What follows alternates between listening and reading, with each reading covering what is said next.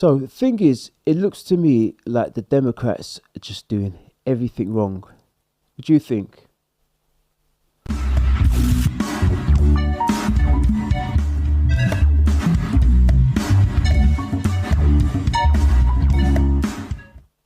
See, check this video out. I am willing to sit down with the IOC, the USATF, the NCAA, with any of my international federations, even You're going to hear this mentioned later on. Me, me, me, me, me. That can't be the winning strategy. the Trump administration, Trump himself. If he wants to sit down with me and talk and have a human conversation and see me. What would you say to President Trump? What would your message be? I need some explanation as to why you want to completely eradicate us from society when we've done nothing wrong. And like, even if he wants to have a team to go around with me and see my day-to-day life and what I go through as a transgender female athlete, all for it. How has life changed, or has life changed since President Trump's inauguration? Oh my gosh. So I'm Black. Damn, for a suffering dude or lady, they seem to have a big smile on their face and seem to be enjoying the 15 minutes of limelight. Just could be my opinion. I'm a woman and I'm transgender and I'm an athlete. Each of my identities is a target, especially in America. Prior to this set in stone administration, I woke up every day and I face adversaries when I leave my house. Now I wake up every day and I have to make sure that I make it home alive. It's really sad to see people going out of their Again, for someone living in fear, they sure do look pretty cheerful. way to make it known that you don't belong here. All right, Look, I get it. Looks can be deceptive. guys, so we got to talk about another segment on CNN that I think is the perfect example of why nobody watches CNN, because they really are hell-bent on showing the American people that they are not on the side of the American people, especially when it comes to this issue of transgender athletes in sports, okay? And when you talk about this issue, this is an issue that the American people have already decided that, you know what, it is not fair, okay? This is an 80-20 issue in which you have 80% Americans believing that trans women should not compete against biological women in sports, right? This is essentially a settled debate, right? That's the consensus. But the liberal media and Democrats want to keep this debate going because they love to boo-hoo-wah and cry bigotry while trying to make it seem as if these transgender athletes that now are banned, according to the executive order from President Trump, from competing against the opposite sex in sports, to try to make it seem as if they are the victim. Now, CNN will never bring on Riley Gaines to talk about how, as a so-called cis woman, okay, a biological woman, she's a victim of losing out on opportunities to athletes that are not biological women. CNN will never run that segment, but instead they will run segments trying to have a victimhood fest over a transgender athlete who can't compete against the opposite sex, right? And that's what this interview The era of the perpetual victim. is right here, involving Cece Telfer, who is a transgender track and field athlete. Now, Cece competed as a male back in 2016 at Franklin Pierce University, and this individual participated in the men's 400-meter hurdle.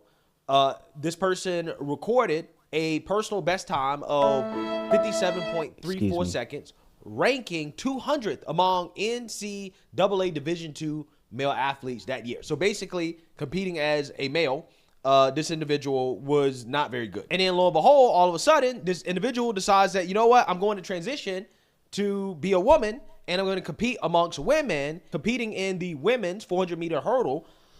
This person achieved a personal best time of 57.53 seconds, securing first place at the NCAA Division II Women's Outdoor Track and Field Championships. Yeah, so what we have here is just another classic example of a male athlete at the college level that wasn't very good competing as a male. And then all of a sudden they say, well, I want to compete as a woman. They compete as a woman. And now this individual is winning championships. Okay. And this person made history by becoming the first transgender athlete to win an NCAA title. And this individual is also trying to compete at the Olympic level. However, that hasn't worked out for multiple reasons, including back in 2021. This person tried to participate in the U.S. Olympic trials for the Tokyo Games, but was declared ineligible due to not meeting U.S. track and field's hormone level requirements. And in 2023, World Athletics implemented regulations prohibiting transgender women who have undergone male puberty from competing in elite women's international events. This policy barred participating in the 2024 Paris Olympics. Yeah, so this individual is now upset with President Trump and the NCAA for banning trans women from competing against women, and now they're on CNN crying about it. So without further ado, let's get into it. Look, it's only a matter of time, and this debate ran for the whole of the Biden administration, and it's now reached a conclusion. How has life changed, or has life changed, since President Trump's inauguration? I feel like a lot of the anti-trans rhetoric has become louder, more in my face. You know, prior to this set in stone administration. Never been more impressed with a product. I've become the unofficial leather repair guru. Flutter. I woke up every day and I face adversaries when I leave my house. Now it's I wake up every day and I have to make sure that I make it home alive. It's really sad to see people going out of their way to make it known that you don't belong here. But every day I wake up and I decide to go out and live my life proves that I do belong here. And just existing is resistance. Wow. I mean, does anybody really believe this? I mean, seriously. I mean, this individual is essentially saying that, well, you know, because of the Trump administration, now I have to go out every single day and worry about whether or not I'm going to come back home alive, right? At some point, people got to understand that these transgender individuals, when they talk about the violence that they face, they're much more likely to face violence from people within their own communities rather than some MAGA hat wearing Trump supporter that doesn't like transgender people. Okay, when you talk about violence done against transgender individuals, again, that comes within their own little community of people who do interact with transgender individuals on a daily basis, right? Most people who don't interact with trans folks are not running around looking for trans people to bully or to harass or anything like that. Nobody really cares that much, right? Nobody cares that much, you know? See, that's the crux of it. And this argument is going to run and run and run. Sadly, although it seems to have reached a logical conclusion, now a lot of these organizations are no longer afraid to sort of come to their senses and allow the female athletes to compete against themselves again without having to be completely wiped out by the transitioning male to female trans athletes. I don't see the issue with them having a group of their own to compete against one another. Maybe it'll take some time to build momentum to just, you know, wipe the females off the board with the male advantage can't be the conclusion. And through this Trump administration, I don't think they're going to get the advantage they had when Biden was on their side. So, you know, these people running around talking about how they're fighting for their lives and their existence, it's just exaggeration. That's all it is. They're trying to get people to feel guilty or to feel bad about trying to enforce just basic fairness in sports.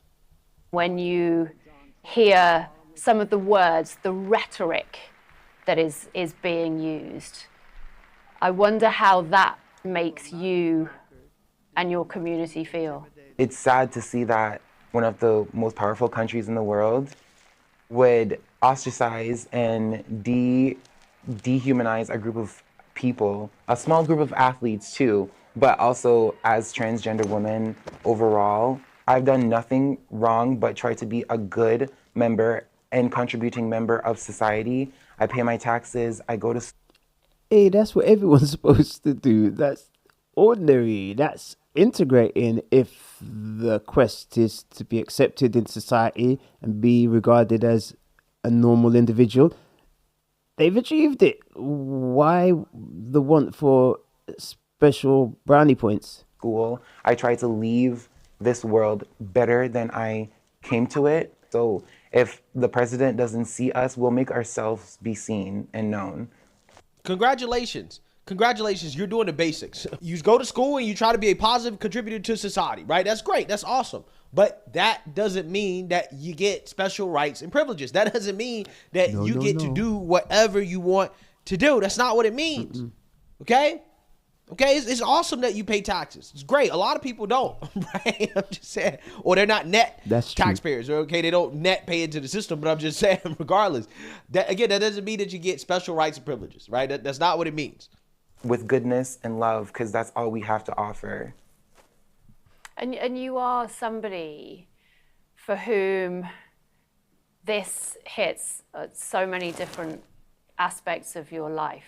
Do you think it is in any way possible now to have a reasoned, rational, sensible conversation about the sporting context with such a politicized discussion taking place?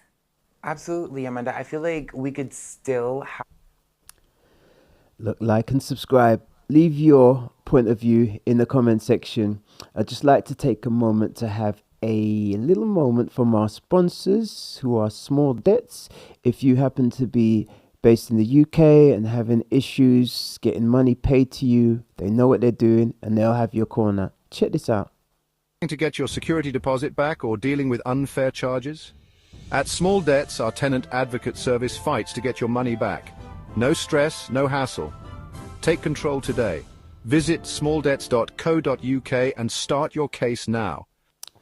There you have it. So I think this continuation of this debate and argument about trans women, mainly trans women, because you don't hear the reverse of trans men competing against natural males and having any kind of issues or beating them, getting higher scores when they step over into this new category. It's all on the side of the trans women, men, naturally born men competing against naturally born women and cleaning the floor with them.